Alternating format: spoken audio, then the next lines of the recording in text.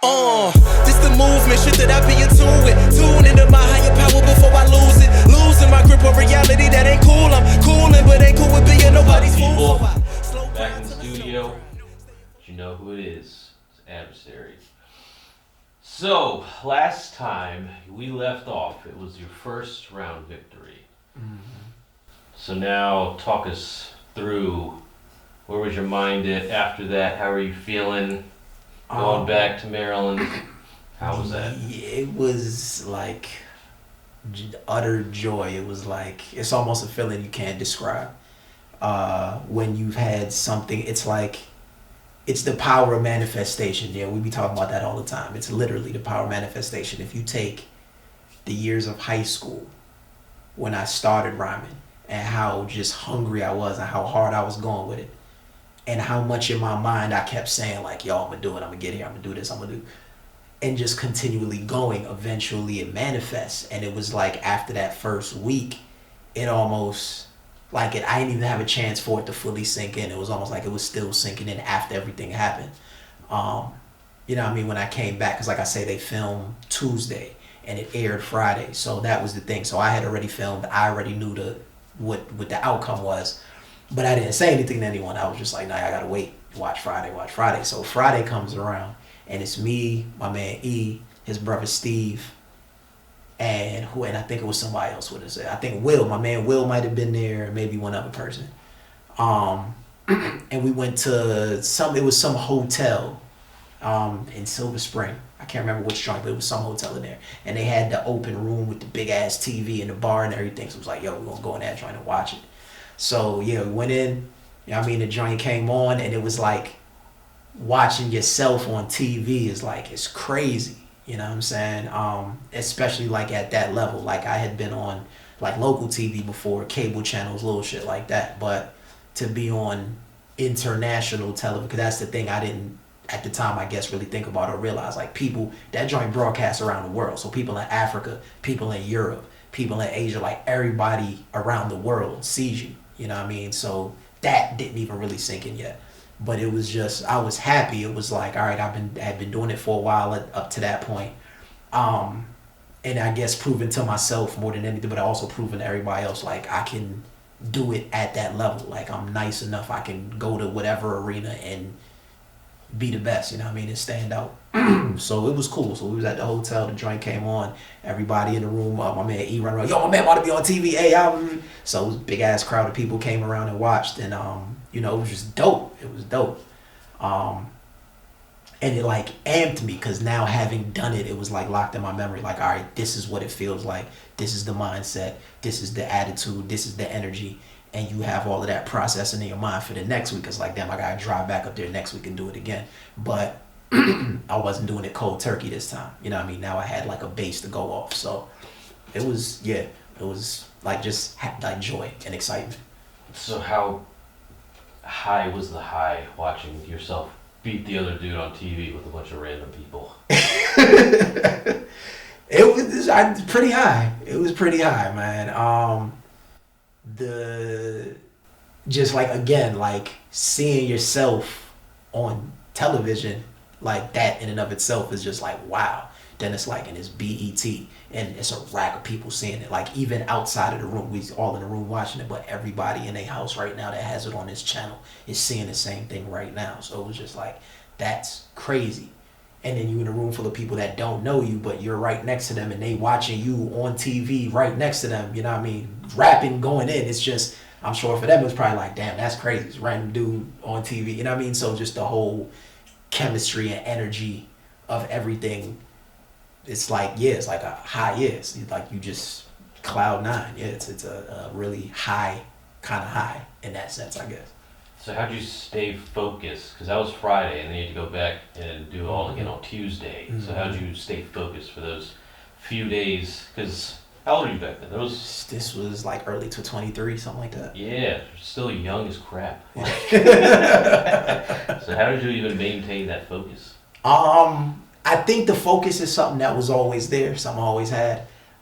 Just having a love for the art and having a love for the skill. I guess it's a duality. You love the art form of it and the musicality and the sounds and the, putting, composing everything. That's an element. But then it's the skill and the technique. That's the element. And that's why, like, I love Wu-Tang so much, because they related it to martial arts in a way that hadn't been done before. And it's so true. It's like your fighting style. It's like your rhyming style. You can go fast. You can, play with the bars. You can do in and outs. You can rhyme the first part of the bar with the next first part of the bar, or whatever you can do. You can have a freeway type of flow, or you can have a Big L type of flow. You know what I mean? So it's like, that's your style. That's your weaponry. And I think it's something to be said for the people that really sharpen a sword and really dedicate themselves to their craft and get nice. So that was always in me. And I think just that, coupled with the fact that it's like, yo, I'm about to be on TV again, and I have the advantage in that I know what to expect. I know what the feeling is. I was ready. And that's, I think, actually a major component. After the first week was the hardest, because both of us were new challengers to the show. The last dude that had been on had got retired, and he was also from Maryland. So right after that, they had us both on. We both brand new. It's both our first time. So both of us, I guess, had the butterflies to some extent. But for me, butterflies is a good thing. If I don't get butterflies before I perform, I'm gonna mess up. So as long as I get that little nervous feeling, it's nervous, but it's like, I'm gonna be straight. So that was there. But I had performed. I was used to being in front of crowds, in that space. It's just a studio, so it's probably 30 to 50 people in there maybe. So you do have somewhat of a crowd, but I wasn't really tripping. I guess the biggest thing was the fact that the teleprompter was there, the big ass camera in the center was there, and Terrence made reference of it. It's like, yo, all right, see that camera right there? Be sure I don't mess up. It's like 1 million people right there. And I'm just in my mind like, dog, why the, I had to say all that. But after the first week of going through the motions, I knew I had that advantage as well. So I just prepared. And what I would do, what I think, well, I don't know if everybody does it, but for me, what I'll do is, knowing that I'm going into a battle like that, I'm going to have a couple bars at the ready. You know what I mean? I'm going to still freestyle. I'm going to look at what you're wearing, what's happening in the environment, whatever references can be made at the moment that's relevant in the moment. All of that plays a part. But you still have a couple bars on deck just in case to start you off, if nothing else. And it's like, all right, cool. I got that coupled with whatever's going on in the moment that I can use and freestyle with, and I'm straight. And that was like my prep. And then I also, I guess, would, in between a couple of days, I'd get with my other friends that rap, and we would just battle each other and just go at it and just steel sharpen steel, You walked us through the prep work. Yes. So now, strategy. What comes next? I don't know. You tell me. The trip. Travel up to New York. How was it? Well, how was it? How much time do you think you spent, even on the weekend, getting ready for it? Like, was it just hours every single day, or? No, it was like I said. You have a couple bars right. So I'll probably have like 8 bars on deck, because it's only 2 rounds and it's only 30 seconds. So that's pretty much a 16 at the most. You probably get a 16 off, give or take. So for me, like I say, because it's freestyle, a lot of guys that go on there don't freestyle, but you could tell that they not freestyling because it don't sound like a freestyle. You know what I mean? For me, I wanted to stay true to the format of what made the show great in its beginning. It's like, that's what made it, an iconic thing in the culture. Because in the early part of it, in the early day, dudes would come up there and actually freestyle. So for me, like I say, to make sure I'm not unprepared, or if I freeze or draw a blank, because that can happen too. You have at least 8 bars ready, so you can grab 2 or 4, throw them out, and that'll warm you up, warm up the engine, so to speak, and then you can just go off that. So, I wouldn't say I spent a whole lot of time. I'd spent enough time to make sure I had this shit memorized, and I had, an idea, at least, of how I would come at it. But beyond that, it was still life going on, and still you had to go to work and all that other stuff too. So, I guess a balance between the two. So how was it when you went up there the second week? The second week, more confident cool. Walking into the building and all that? Yeah, because like I said, I had the week 1 experience locked in. So on the way up there, we had stopped at the store to grab it. It was me, E. Did Cliff go? Yeah, I think Cash Flow. Me, E, Cash Flow. I think Rich might have went with us. Can't remember that week. Rich might have been there, and maybe one other person, maybe. But we had stopped to grab some stuff from the store before we got on the road because we would leave the night before. Like the first week, I left Monday night to get up there Tuesday morning. The next week was the same thing. I left. It was the Monday night. We left to get up there by Tuesday morning.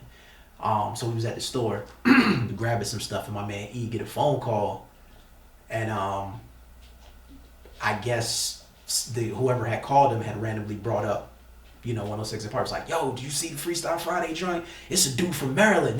He was crushing. And then my man E started laughing. He was like, yeah, that's my man. I'm with him right now. And because like, man, stop it, man. You sizing it. He's like, nah, I'm dead ass. Like, right now we're on the way to New York. That's my man. I'm telling you, like, we on the way to New York. It's like, for real? It's like, yeah, my man Adversary. So I thought that was cool. That was like, it was funny. It was cool though. Because it was like people were super cool. Yeah, like people were paying attention. You know what I mean? Like I wouldn't expect that. So we get on the road, we get up there, and then that was the thing. So every week we went up there. My man Don P would meet us, or depend. If we got there like say 2 a.m. or something like that, we'd go to Harlem. My man Don P, shout out to Don P, man. He stayed out in Harlem, and he would just let us crash at his spot. So for real, most of the time that's what we would do. We would drive up in the evening, maybe get up there 12, 1 a.m, something like that. And go straight to Don P crib and then cool out. Sleep a few hours, not too long. Sleep a few hours, maybe 3-4 hours of sleep, and then get up, get ready, and then go down to Manhattan to the CBS joint. So this week, the week 2, I gotta give y'all context with the backstory. Week 2 was very significant and unique in the fact that I knew who my opponent was. Not only that, but he and I had like history, you know what I'm saying? Like some rocky history. That's my man now. Like shout out to my man Spasmo, shout out to Tony Fox, everybody, E-Man, shout out to everybody, you know what I mean? The whole Good Hope. But at the time, it was funny because it was like everything came full circle. So years prior to this, it was me, my man E, and my man Vince. And we went to a house party. My man E knew my opponent, whose name is Spasmo. His real name Jeff, but he go by Spasmo. So they knew each other. They was cool. At the time, I didn't know this. I'm just in my mind, I'm going to a house party with my mans, and I guess they know whoever was there. You know what I mean? So we get there. Somehow, some way, a battle ends up taking place between me and Spasmo. You know what I mean? I don't know who said something, or maybe he was rapping and somebody was like, oh, my man rap, or whatever it was. So we ended up battling at the party. And I remember my first thought was like, yeah, his son is nice. Like I couldn't show him that or say that to him, but in my mind I'm hearing what he's saying. I'm like, damn good, Josh, sharp. So, you know what I mean? It was like a dope battle. So boom, that happens. A little while later, I end up bumping heads with his brother. That's essentially what happened. I can't tell you what started it or what it stemmed from, or I don't know what it was. Like I guess how it goes. Yeah, like I can, if anything, I chalk it up to we was both two hungry guys in the area, and we both was nice, and we both felt like we was the best. So that's what you're gonna do. That's what it has to happen. If you feel you the best, he feel he the best. Y'all at some point y'all going meet. You gonna clash in the ring. So at the time I didn't know that was his brother. It was a whole like separate scenario. So he had a crew called Mo Smoke, the Mo Smoke crew, and it was like maybe 4 or 5 of them, 6 of them maybe, some group of guys, and they most of them rap. Maybe one like his brother. I don't think his other brother rapped, but he would always be with him. And then they had other guys that rap, Sonny Hot, Tony Fox, and I don't recall some of the other guys' names, but it was like a crew of them and they rhyme.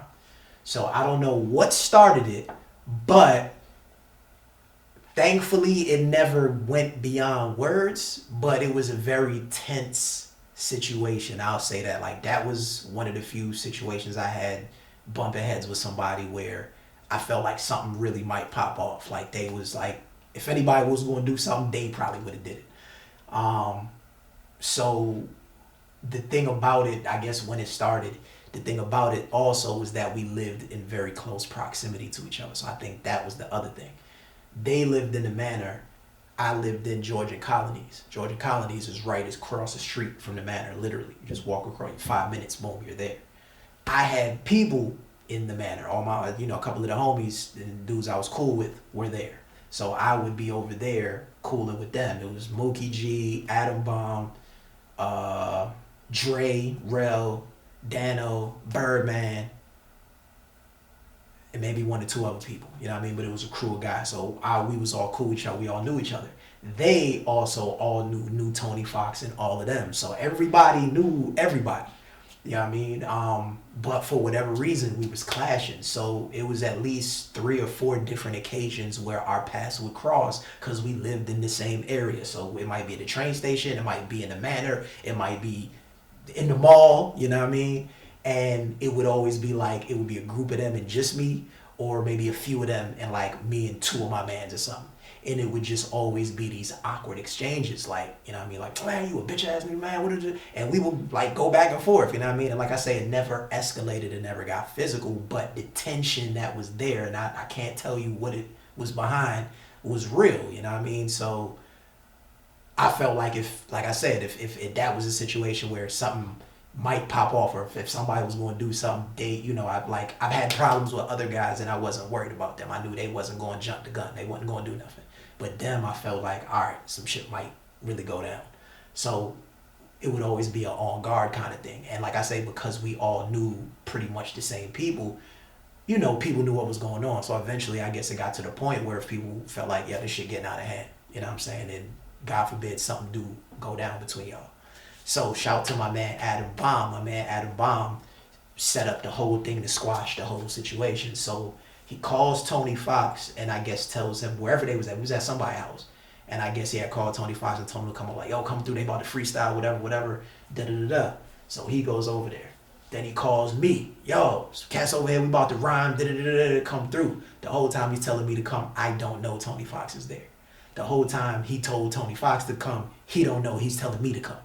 So when I get there, soon as he opened the door, I think it was my man, Rel was there, Birdman was there, my man Matt, I used to call him Hammer Man.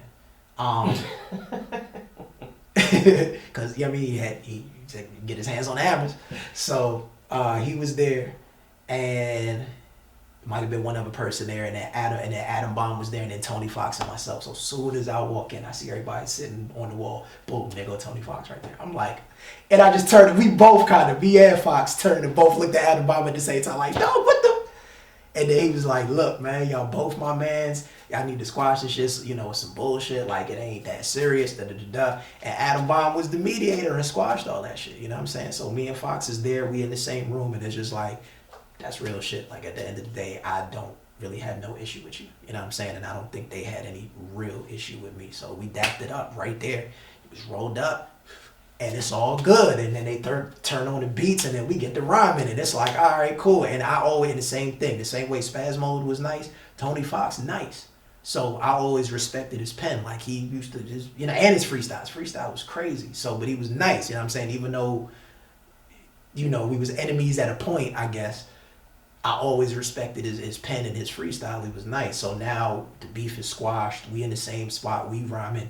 And it's like, let our powers combine, you know what I mean? So ever since then, like I said, that's my man. We've been good since then. So fast forward, like I say, and all of that's going on, and I don't know him and Spaz Mode are brothers. So it's just like, it's such a small world. Like, you never know, like, shit could go down, or you could have a misunderstanding with somebody, and the whole time you don't really know who's who and how connected y'all possibly are, you know what I mean? Yeah, so that's awesome that they just squashed that. Yeah, I'm happy that it didn't escalate, and we was able to, keep it on wax. Like, we did a couple diss tracks to each other, and, was dissing each other back and forth. But beyond that, there was, it wasn't nothing serious. So everything comes full circle. So now fast forward to where we at. We about to do the Freestyle Friday. Like I said, his brother is from, like, right up the street from me. They was up on Good Hope, right up the street. Up Beltway. So, we 10 minutes from each other. So the fact that I'm a Maryland guy, he's a Maryland guy, we both Montgomery County guys, and we both on TV at the same time, to me was monumental. And even we saw each other outside. Like when we got to the studio, we was outside waiting, and they walked up a few minutes later. So everybody, you know, dapped it up. We talking to each other, and then before we went in, we turned and we said to each other like, "Oh, let's just put on, son. This is like history right now. Let's put on for the hood." And it was crazy because he was at the audition also. So that's the other thing. At the audition, he was there.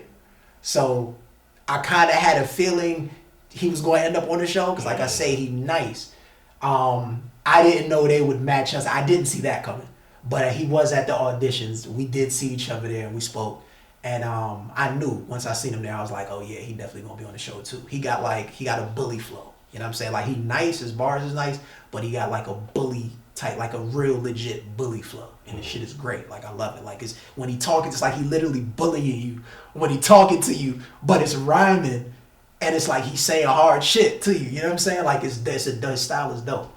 So you know, we go in the studio again and get on stage, you know, and we battle it out. And I think ultimately, and he would probably tell you the same thing, like he probably didn't do as well as he could have, or as he felt, he probably felt like, you know, I could have went harder, I could have been more solid overall.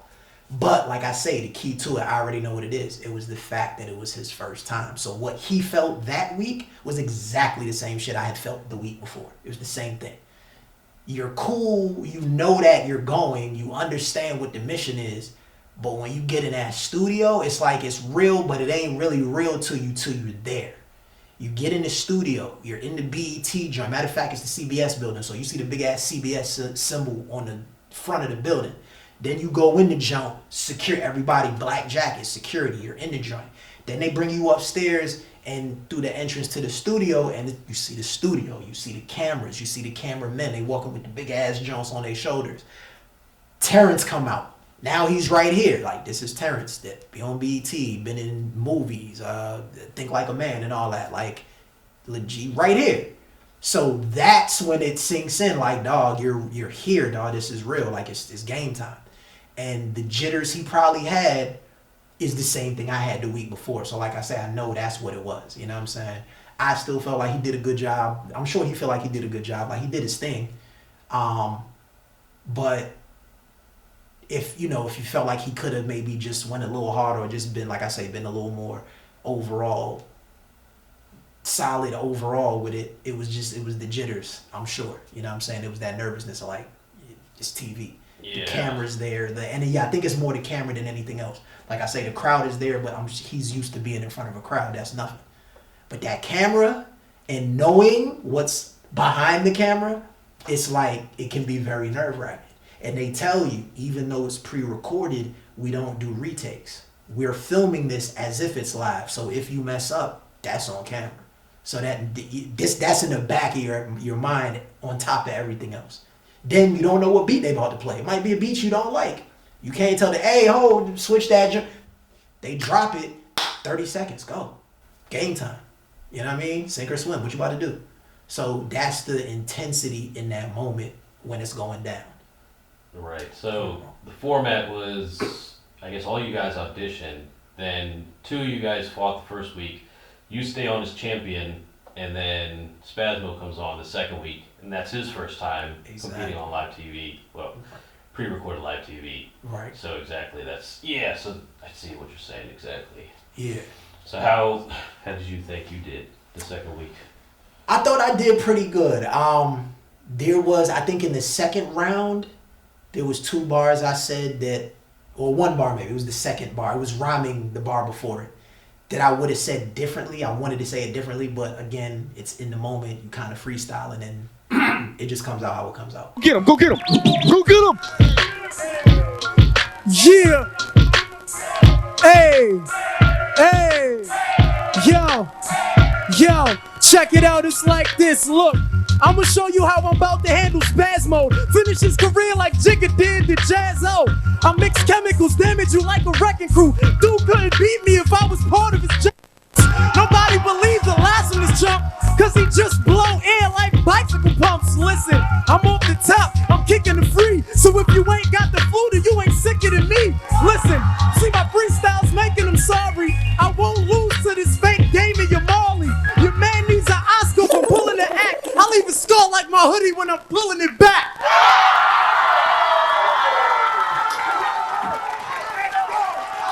Had to lift my jaw for the floor for that one. That was round one. So I thought, aside from that, I did pretty well. But as I said with the beats, the second beat they played, it was cool because it was like what was pop. Was it an old beat or maybe no? It was an older drum, but it was a hit. It was a Cameron beat, so it was actually maybe 2 years old by that time. But it was one of his like big joints that he had. But it's a slower tempo track, so I didn't care for it as much. Like when I'm battling, I want a beat with a certain tempo of a bounce so I can catch the bounce and just kick the flow. You know what I'm saying? Especially because it's a battle. So your mind is moving so fast, you don't want a slower beat where it's like your mind moving quicker than you can get it out because the beat is slower. So I think that kind of affected me a little bit, but a great MC is a great MC. So like I said, you're going to do what you do regardless. So regardless what the beat is, I'm going to kill it. Bring the beat back. Let's go. Hey, yeah. Okay, listen. Look, hey yo, Spasmo, you'll get stomped in the mouth, then stuffed in a can like Oscar the Grouch. Think you gon' get me, please? My flow hotter than a sunburned hooker with an STD. Homeboy, I snatch your life. One shot, he gon' end up like Ned Flanders' wife. And I don't really have feelings, man. I spit rhymes off the top, yeah, sorta like a ceiling fan. It's Adversary off the freestyle, ripping his cat up. Tell him to back up, for real, get smacked up. I spit a freestyle to let you know what I mean. He came to BET with a hole in his jeans.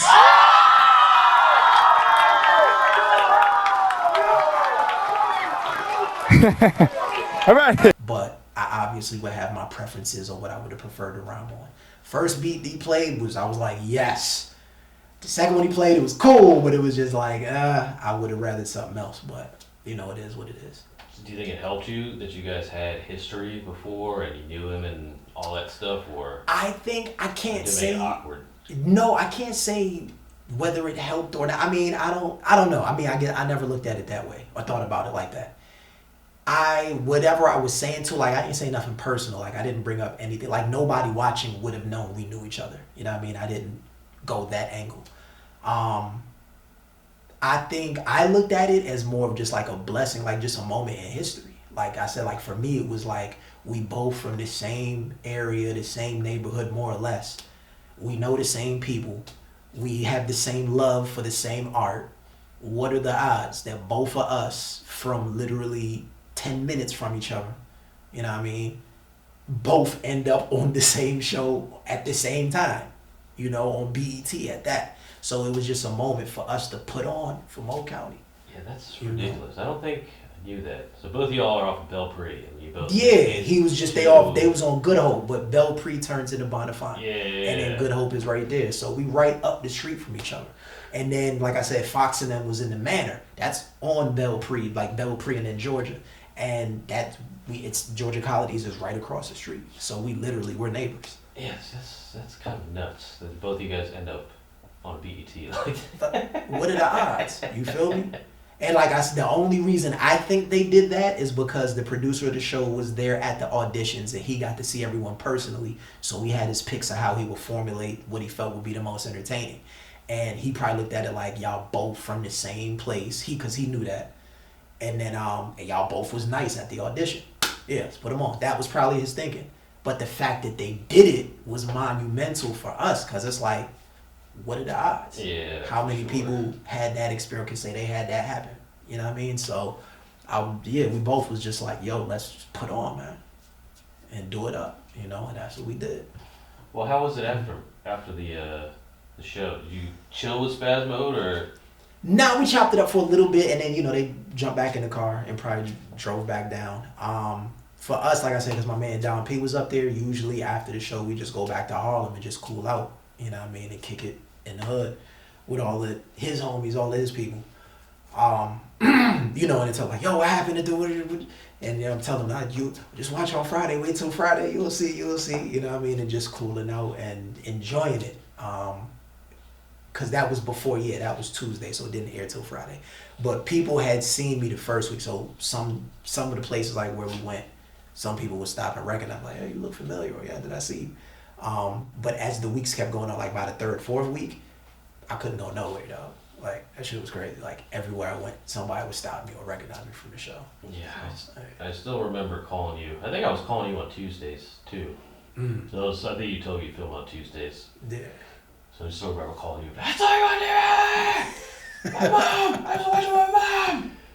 Yeah, already, man. Yeah. So, like I said, it was a dope experience, man. But that week in particular, like I say, that was a unique experience because of the circumstances of everything. So I thought that was real dope.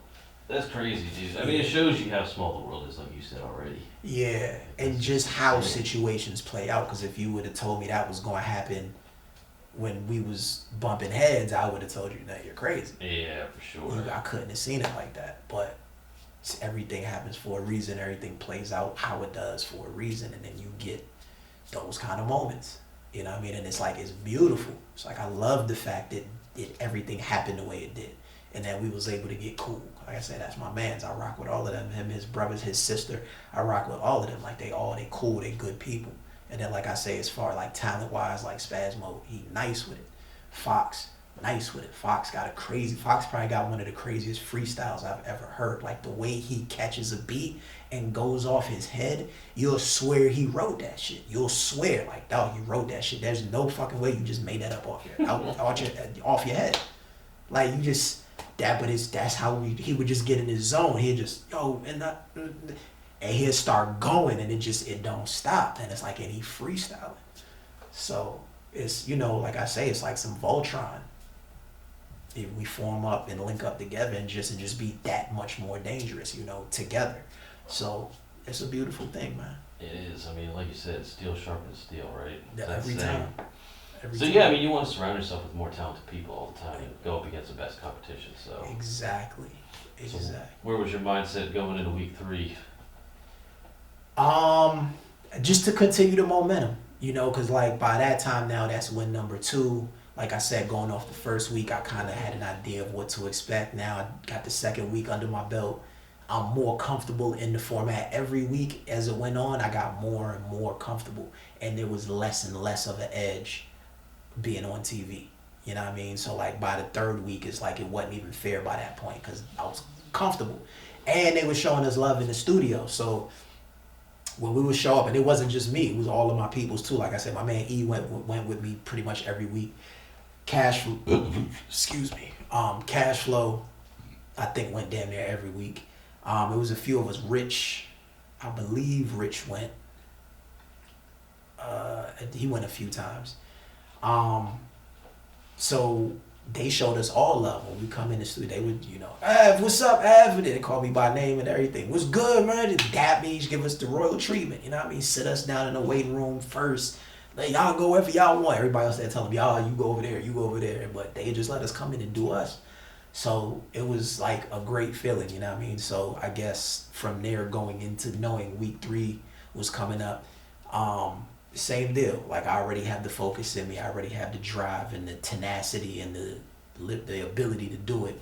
And it's just, cook up a few bar, have something on deck on standby, keep training in your freestyle, keep, going through the motions and keeping your freestyle sharp. And it's nothing. And then when it's time to execute, come back next week and execute. So what can people look forward to in the next episode? The next week is probably the craziest of all.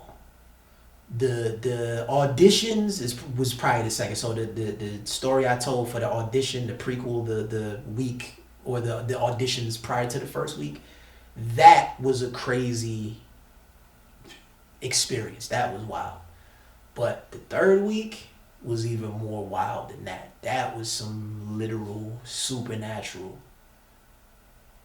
You would think I was making it up if I told you type stuff, but that's what happened. You know what I mean? So now I can't fucking wait. Yeah, it's real, man. It's crazy, and the thing is, I can't the way, because it was like there's people, without giving too much away. There were people with me. Like I said, every week I went with a group of people. So the people that were with me they can confirm what happened on the way up there, because we was all in the car. So everyone can confirm that. As far as the personal or inner experience I had while all of that was going on, that's something only I can attest to, and that's going to be the part that sounds crazy. But it all happened. It all happened in that same day within the span of a few hours. It's literally like something out of a movie. But that was that week 3. So that, yeah, when I tell y'all that one, yeah, that one was crazy. All right, man. Well, now we got something to look forward to. Thanks again, bro. And until next time. Alrighty. Still gotta work on these sign-offs and shit. I don't know how all this stuff works. It's all good. Just come up with a little catchphrase or something. do like Yong Ye. And until next time, Yong Ye, Yong Yout. What the fuck is that? That's what he be saying, son. But it's about gets like 2.5 million views on all this shit. 300,000 views and shit. He's popping.